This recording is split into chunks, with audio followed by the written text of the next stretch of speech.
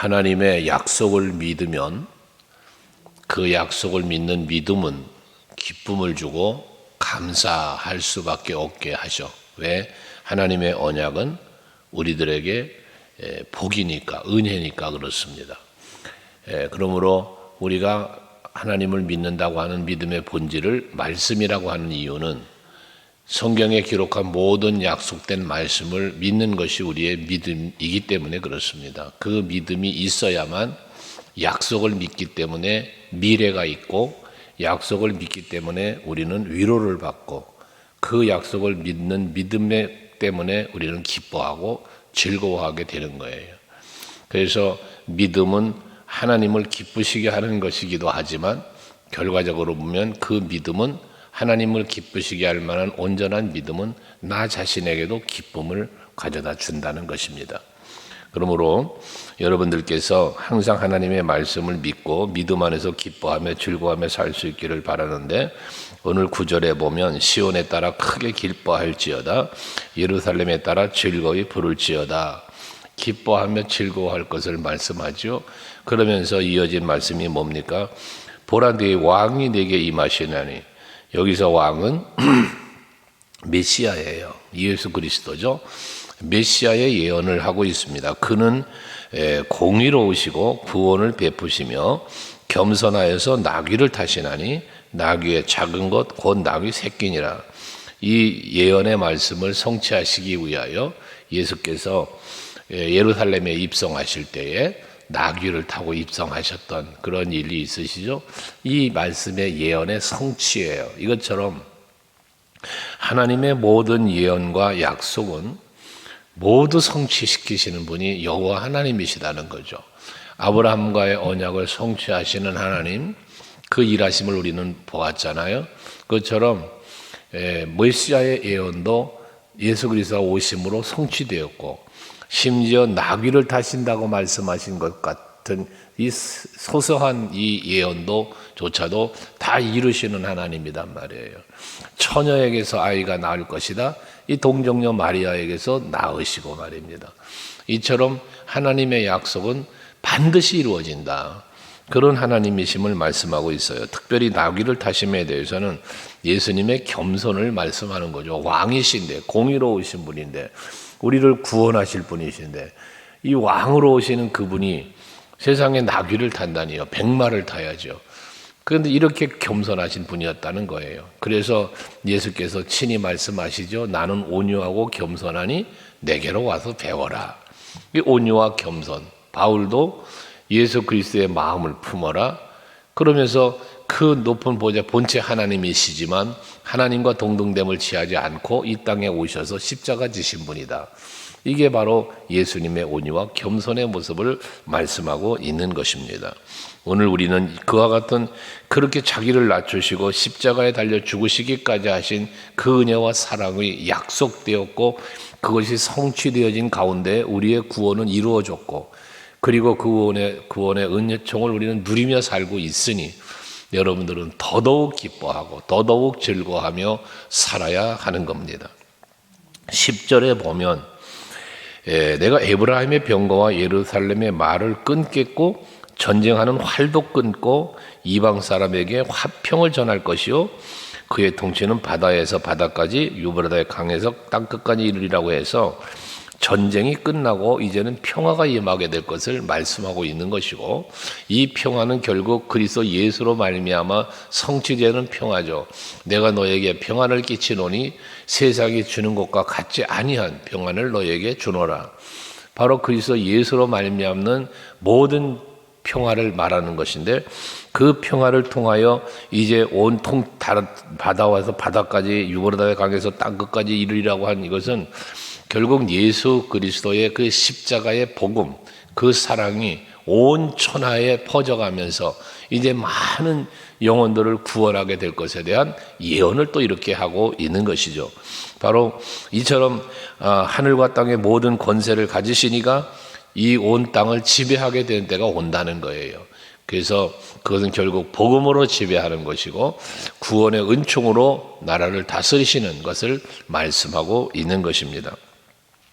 또 11절에 보면 또 너로 말할진대 내 언약의 피로 말미암아 내가 내 갇힌 자들을 물없는 구덩이에서 놓았나니 그래요. 이 언약의 피가 뭐예요? 예수 십자가 보혈이죠. 예수 십자가 보혈, 그 십자가의 언약, 이 언약을 통하여 결국 이들을 택한 자들을 구원하심을 말씀하는데, 에베소서 2장 1절 말씀을 늘 드리지만 허물과 죄로 인하여 죽었던 너희를 살리셨도다. 이게 구원이에요. 죽은 자를 살려내시는, 죄로부터 죄를 사하시고, 죄의 삭시 사망인데 그 사망의 자리에서 생명의 자리로 이끌어내시는, 이게 구원이다 말입니다. 바로 예수 십자가의 보혈, 언약의 피가 그런 은혜를 이루어 주신다는 거고, 12절에 보면 갇혀 있으나 소망을 품은 자들아 라고 해서, 지금 포로로 잡혀 있지만 너희에게는 소망이 있다는 거죠. 무슨 소망이겠습니까? 예루살렘으로 돌아오는, 포로에서 해방되는 소망이고, 궁극적으로는 죄의 올무에 사로잡혀 있던, 또 땅에 매여 있던 우리가 하늘의 소망을 갖게 되어요. 그게 갇혀 있지만 소망을 품은 자가 되는 건데, 여러분들이 바로 이런 성도가 돼야 됩니다.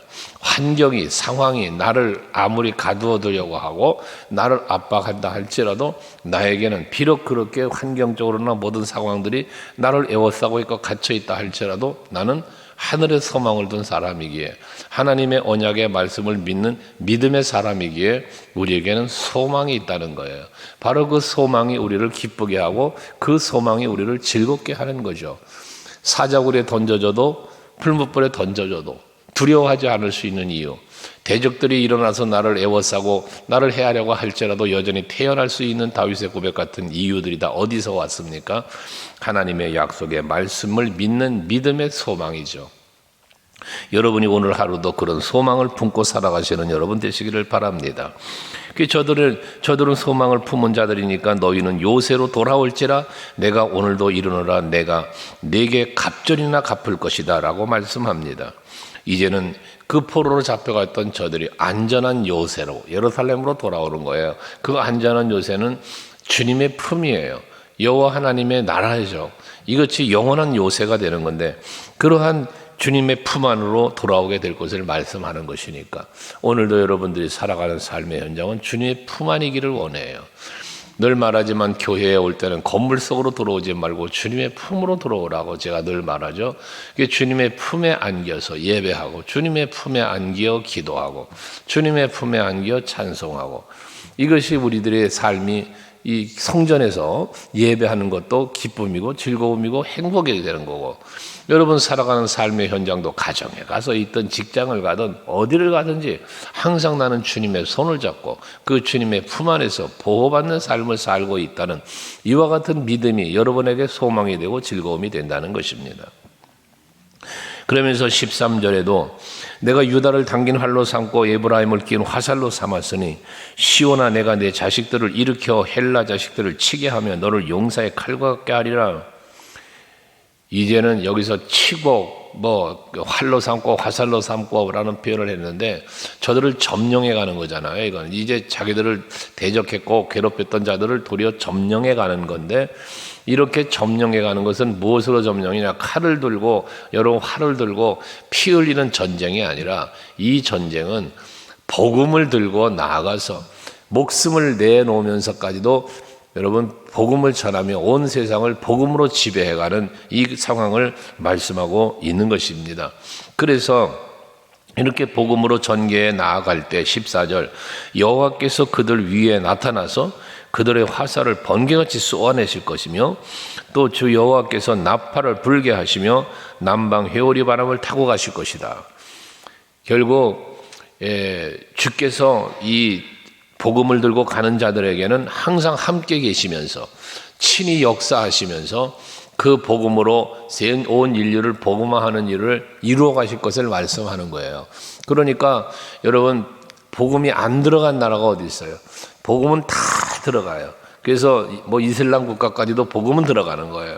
그들을 지금 점령해 가고 있는 거예요. 예수께서 친히 말씀하신 것처럼 땅 끝까지 이르러서 내 증인이 되라고 말씀하신 것처럼 또 모든 족속을 제자로 삼아서 아버지와 아들과 성령의 이름으로 세례를 베풀고 말씀하신 모든 명령들이 지금 이행되고 있는데 그 이행되는 과정 속에는 하나님의 역사하심과 하나님의 인도하심이 따라온다는 거예요. 그래 우리가 선교도 하고 전도도 하고 하지만 뭐 우리가 전도할 때도 마찬가지죠. 전도할 때 내 능력으로 내 말솜씨로 전도하려고 생각하면 안 돼요. 항상 우리는 한 영혼을 살리는 일, 전도하는 일, 또 뭐 해외 선교하거나 하는 모든 일들은요, 성령이 하셔야 하는 일이지 우리는 다만 뭐 하는 거예요? 도구로 쓰임받을 뿐인 거예요. 그래서 항상 우리는 그 마음을 가져야 되고 그 믿음을 가져야 하는 거죠. 그리고 그 믿음으로 나아갈 때 하나님은 나와 함께 하시면서 친히 역사하시는 거예요. 그러니까 내가 토스트 하나를 나눠줘도, 전도할 때 기도하는 늘 기도잖아요. 내가 토스트 하나를 나눠줘도 그 토스트 속에 뭐가 들어있어? 예수의 사랑이 들어있어.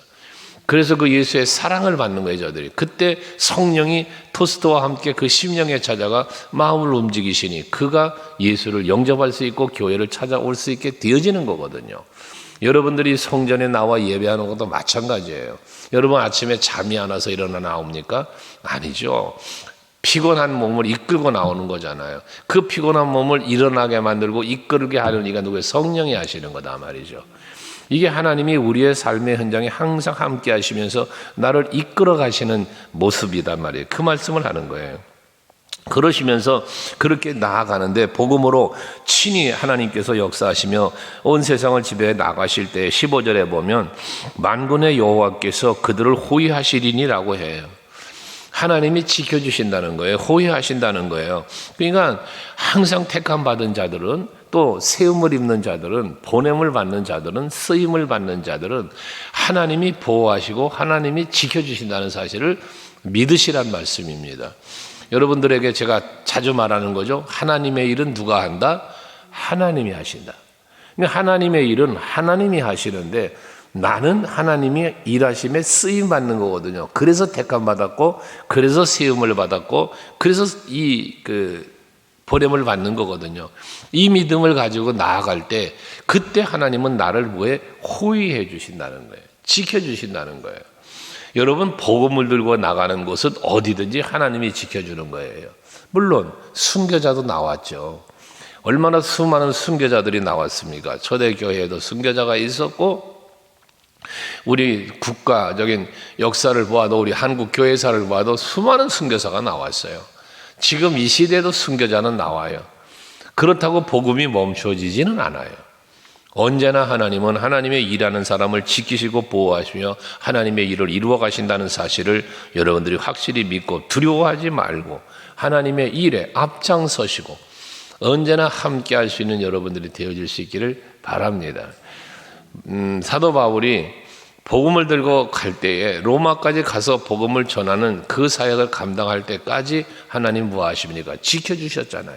감옥에 갇혔지만 감옥문을 열어주시고 저들을 죽이려고 하는 대적자들이 있었지만 사람들이 바구니에 달아 성 밖으로 내려 놓아서 살게도 하셨고 요로골라라는 풍랑을 만났지만 풍랑 가운데서 지켜주시고 뱀에 물렸지만 그 독에도 해하지 않고 지켜주시고 등등 하나님은 하나님의 뜻이 이루어지고 하나님의 일이 계획하신 일이 이루어지기까지 그 일을 감당하는 자들은 다 보호하고 지켜주신다라는 사실입니다.